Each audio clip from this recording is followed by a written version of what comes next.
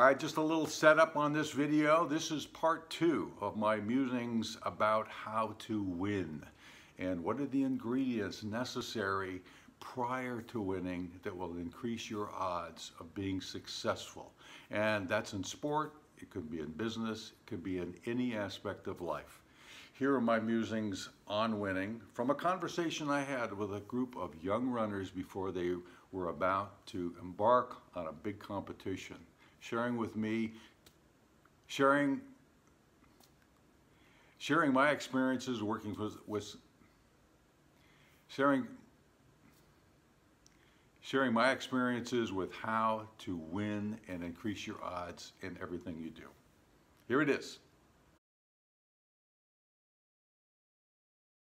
You do have to have grit. You do have to have resolve, and this is a lot what I talk to them about as well. You have to have these things, and if you don't have these for the sport that you're in or whatever you're doing in life, then it's probably not what you need to be doing. You need to be participating in something else.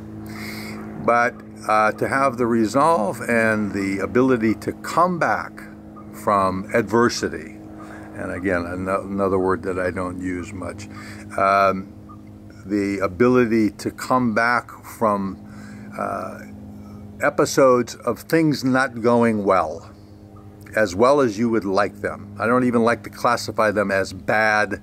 Mistakes are fine, but basically you need to keep coming back, and you can come back from everything and anything if you are in the right state of body and mind. So I was impressing upon them this as kind of a foundational piece to succeeding, and then the other little tiny buckets of mental, emotional, and physical preparedness. There's more to it than this, but I was just reminiscing a little bit today about how exciting it was to be able to speak to these young men, to have them ask questions. One question was, what do I do at the first race of the year, and I don't feel like I'm ready to race. I haven't raced in a year. What do I do? Is it okay to be feeling anxious beforehand? And I've said absolutely. To feel anything is wonderful.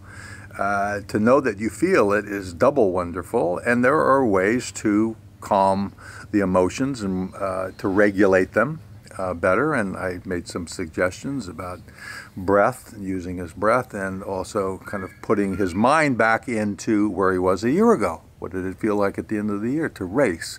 What did that feeling feel like? That was a little bit of visualization. So I'm going a little off track here, but hopefully this is all useful to you in the fine art of creating an environment which enhances the ability to win and to come in first. And when I practiced this diligently in my own life and athletic career, I had a lot more successes than I had failures. And I am very grateful for that. But I am equally as grateful to be able to share this information at this stage of my life in a way that has given me plenty of time to reminisce and to distill it down in the stew pot again, and to come up with simple ways in which to help all of you, whether it's athletics, business, any other part of life, to be able to do it better and to realize your potential, whatever that potential is that you want to realize. And more than anything, as this all panned out for me, I enjoyed the hell out of my training and my sport a lot more when I started to practice what I practice, and it was a lot by being more gentle with myself, easier with myself, learning not to push so hard all the time, to modify what I call neo-grit. I'll talk about that next time. Neo-grit, not always gritting things out. So I'm happy to be able to share this with you. I hope this is useful in your quest for realizing your potential or winning, whatever that may be. Maybe it's just to be happier in your life, and what a great goal that is. And I am there with you. Enjoy your body, enjoy your life, do well as you wish, And by all means, take very good care of yourselves in the meantime, because you are the only one who can do it. And that's really an honor and a great place to come from, that you have control over you. Until next time, take good care.